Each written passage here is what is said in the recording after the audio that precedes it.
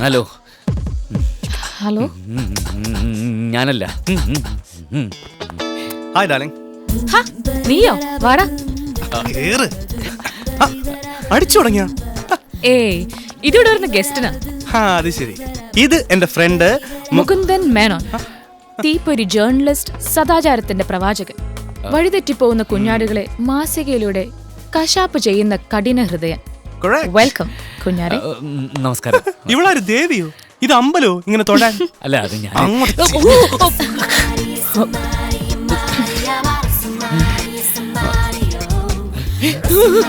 Sorry. നിന്നെ പരിചയപ്പെടുത്താനാ കൊണ്ടുവരുതെന്ന് ഞാൻ പറഞ്ഞിട്ടില്ലായിരുന്നു. ഹോട്ടലിനകത്തേക്ക് കൊണ്ടുവരാൻ ഒരു മൽപ്പിടുത്തം തന്നെ വേണ്ടി വന്നു. ബായ് നോക്ക്, 2 മാസം. ഇതിനിടയിൽ ഇവള് ബായിയെ ഒരു പച്ച മനുഷ്യനാക്കി മാറ്റിത്തരും.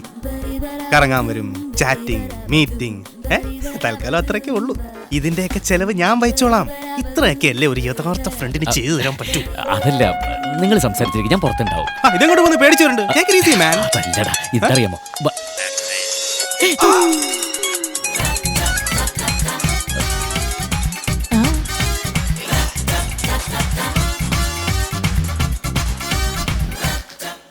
ഹലോ. മുകുന്ദേട്ടൻ ഇപ്പൊ എവിടെയാ? ഞാൻ രാഹുലിന്റെ കൂടെയാ. എവിടെയാ? രാഹുലിന്റെ കൂടെയാ. ഓ, സമാധാനമായി. ദേ ഇപ്പൊ ടിവിയിൽ എന്റർടൈൻമെന്റ് ന്യൂസ് കാണിച്ചു. ഇനി എന്നും ഹോട്ടൽ മാഡ്രിഡ് പ്ലാസയിൽ ഒരു ഡയന ഫിലിപ്പിന്റെ പാട്ടും ഡാൻസും ഉണ്ടാവുമെന്ന്. ഓഹോ. അതെ, മുകുന്ദേട്ടൻ അടുത്ത ലക്കത്തിൽ തന്നെ ഇതിനെതിരെ ഒരു ലേഖനം എഴുതണോട്ടോ. പിന്നെ അവളുടെ മുമ്പിലൊന്നും ചെന്ന് ചാടാതെ സൂക്ഷിച്ചോണേ. അയ്യേ. ശരി. വൈഫായിരിക്കും. എങ്ങനെ മനസ്സിലായി? പേടിയാണ്ടപ്പോ മനസ്സിലായി. സ്വന്തമായിട്ട് ഭർത്താവില്ലാത്തോണ്ട് കുറെ ഭർത്താക്കന്മാരെ പഠിക്കാൻ പറ്റിയിട്ടുണ്ട്. നാളെ മുതൽ ഈ ഭർത്താവ് എന്റെ കസ്റ്റഡിയിൽ.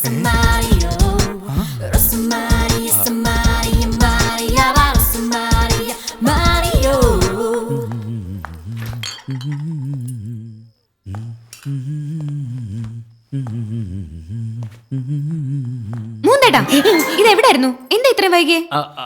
അത് രാഹുലിന്റെ ഓഫീസിലായിരുന്നു അല്ലേ? അത് നന്നായി. ഇനി എന്നും ഇങ്ങനെ തന്നെ വേണം. ഒരു നല്ല ഫ്രണ്ടിന്റെ കൂടെയാണെന്ന് അറിയുമ്പോ ഇവിടെ വീട്ടിലുള്ളവർക്ക് സമാധാനം ഉണ്ടേ. ശ്രേയ എവിടെ? അവള് തിരിച്ചുപോയി. എന്താ മൂന്നേട്ടാ? ഒന്നുമില്ല. ശ്രേയുടെ അച്ഛൻ സ്ഥലത്തില്ലാത്തത് കൊണ്ട് ചിലപ്പോ ഇന്ന് രാത്രി ഇവിടെ ആയിരിക്കുന്നു പറഞ്ഞു, അതുകൊണ്ട് ചോദിച്ചതാ. അങ്കിള് യാത്ര ക്യാൻസൽ ചെയ്തു. ആണോ? ഞാൻ ഭക്ഷണം എടുക്കാം. ശ്രേയ ഇല്ലാത്തതുകൊണ്ട് അവനവൻ കള്ളും കുടിച്ചു വിട്ടു.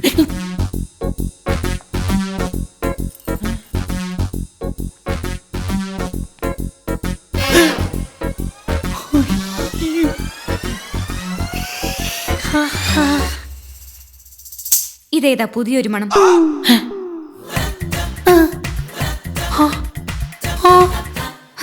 അതിന് മൂന്നേട്ടൻ എന്തിനാ ടെൻഷൻ ആവുന്നേ? നല്ല മണമല്ലേ ഇത്?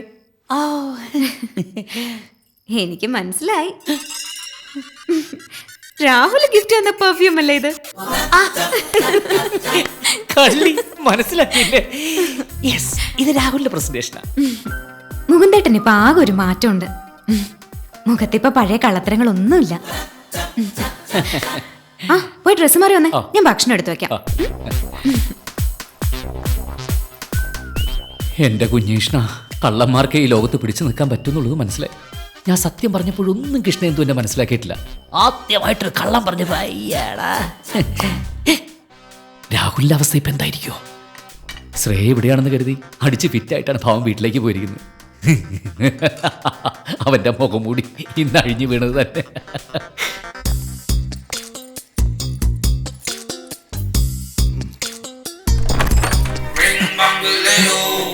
എന്റെ പ്രോഗ്രാം പെട്ടെന്ന് ക്യാൻസലാക്കി. അയ്യോ, അത് നന്നായി ഡാഡി. ഗുഡ് നൈറ്റ് മോനെ. Good night. അയ്യോ ചടായ.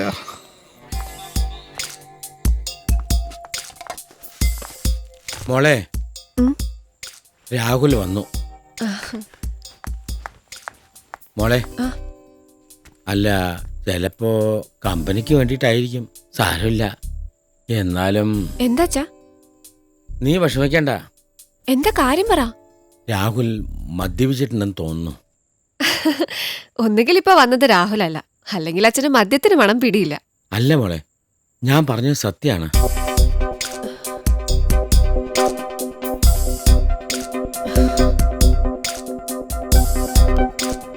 രാഹുൽ, എന്തോ ഈശ്വര, ഇവള് തിരിച്ചു വന്ന ഇനിയിപ്പോ എന്ത് ചെയ്യും? അയ്യോ, ആ ഐഡിയ കിട്ടി.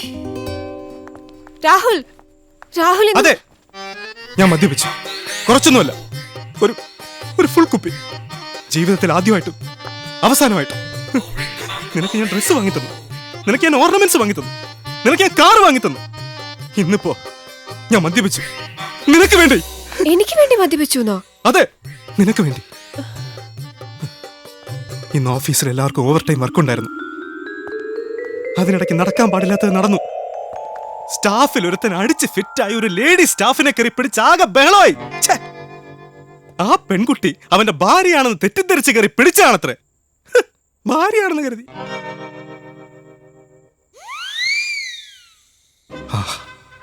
അവനെ പിരിച്ചുവിടണമെന്നും തല്ലണമെന്നും ഒക്കെ അഭിപ്രായം വന്നു.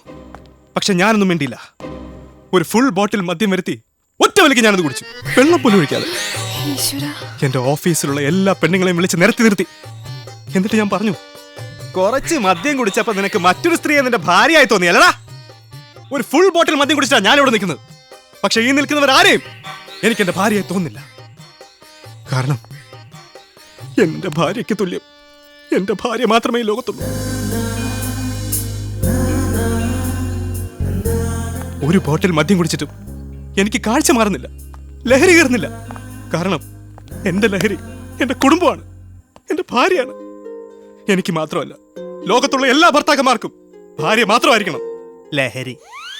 ദൈവമേ, ഏറ്റ് കാണുന്നേ. ഇനി പറ, ഞാൻ ചെയ്ത് തെറ്റോ ശരിയോ? I am sorry. It's okay. Hello, എന്തായടാ, ഭാര്യ കൈയോടെ പിടിച്ചോ? പന്ന റാസ്കൽ, വെക്കടാ ഫോൺ. ഭാര്യയെ തിരിച്ചറിയാത്തവനെ, കുടുംബത്തോട് സ്നേഹമില്ലാത്തവനെ, അന്യ പെണ്ണിനെ കയറി പിടിച്ചിട്ട് ഇപ്പൊ സോറി പറഞ്ഞ് കരയുന്നോ? വൃത്തികെട്ടവൻ, ഇനി എന്നെ കണ്ണിന് മുമ്പിൽ കണ്ടുപോരുത്. Get out. ഓഫീസിലെ റാസ്കലാ, സോറി പറയാൻ വിളിച്ചാ. മാപ്പ് കൊടുക്കണ്ടല്ലോ അവന്. ആ വാ മോളെ. ഇവനെന്ത് പറ്റി? ഓ, തല്ലി പൊളിക്കണ്ട, ചായം കൊണ്ട് കേറി വാ.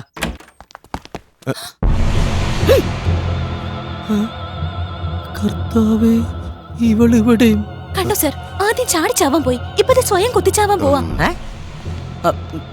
അതെ, ആത്മഹത്യ ഒന്നിനും ഒരു പരിഹാരം. അത് തന്നെ, ആത്മഹത്യ ചെയ്യാൻ ശ്രമിച്ചിട്ടുള്ള ഒരുത്തനെയും ഈ ഞാൻ വെറുതെ വിട്ടിട്ടില്ല. ഇതുപോലെ ആത്മഹത്യക്ക് ശ്രമിച്ചിട്ടുള്ള 4 പേരെയാണ് സാർ അടിച്ചു കൊന്നിട്ടുള്ളത്. എന്റെ പൊന്നു സാറേ, ഈ സാധനത്തിന് പ്രാന്താ. മനഃശാസ്ത്രം എന്നും പറഞ്ഞ് എന്റെ പിന്നാലെ കൂടിയേക്കുവാ. അതെ, പിന്നാലെ കൂടിയേക്കാം ഒരു ആത്മാവിനെ മരണത്തിൽ നിന്ന് രക്ഷിക്കാൻ. നിനക്ക് ചത്തേ പറ്റൂ അല്ലടാ. സാറേ, ഇവിടെ ഞാൻ കൊല്ലും. കത്തി താഴെറാ. ഇടിക്കുളെ പറഞ്ഞ കത്തി താഴെറാ. അയ്യേ, ഏതായാലും സാധനമെല്ലാം കെട്ടിപ്പെറുക്കി താൻ വേഗം സ്ഥലം വിട്. എന്റെ ലോഡ്ജിലെ താമസം മതി. മറ്റെല്ലാ ലോഡ്ജിലും ഞാൻ വിളിച്ച് പറഞ്ഞേക്കാൻ തനിക്ക് റൂം തരരുതെന്ന്. ഇടി